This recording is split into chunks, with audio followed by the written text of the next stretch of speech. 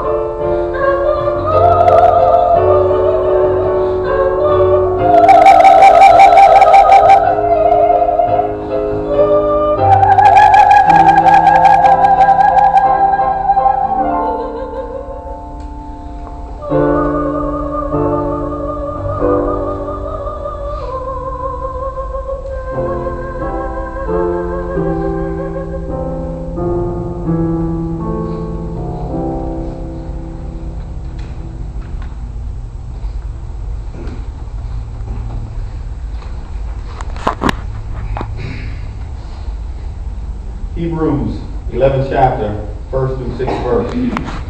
Now faith is the assurance of things hoped for, the conviction of things not seen. For by it the people of old received their commendation. By faith we understand that the universe was created by the word of God, so that what is seen was not made out of things that are visible. By faith, Abel offered to God a more acceptable sacrifice than Cain, through which he was commended as righteous, God commending him by accepting his gifts. And through his faith, though he died, he still speaks. By faith, Enoch was taken up so that he should not see death, and he was not found, because God had taken him. Now before he was taken, he was commended as having pleased God. And without faith, it is impossible to please him. For whosoever would draw near to God must believe that he exists, and that he rewards those who seek him. I will be followed by Chaplain Farr.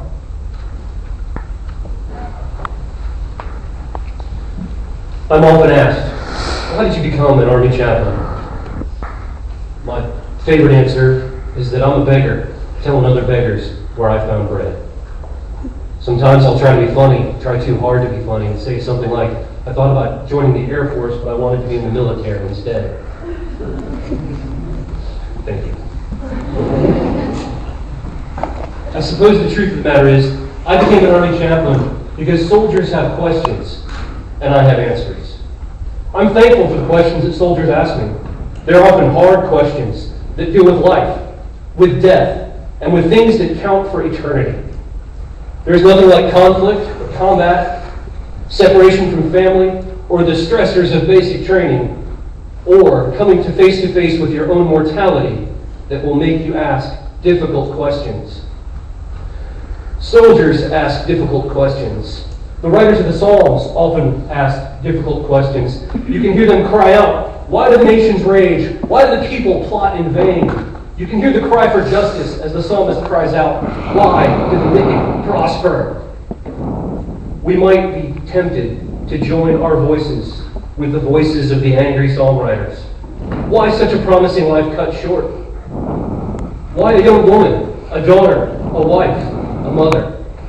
Why would God take someone that loved God and served her fellow soldiers so well?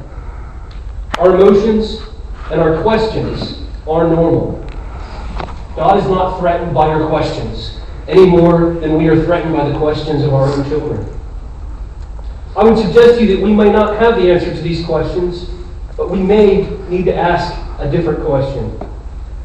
What can I do to carry the mantle? How can I, through my actions, give this tragedy some meaning? What is it that I should learn from my fallen sister?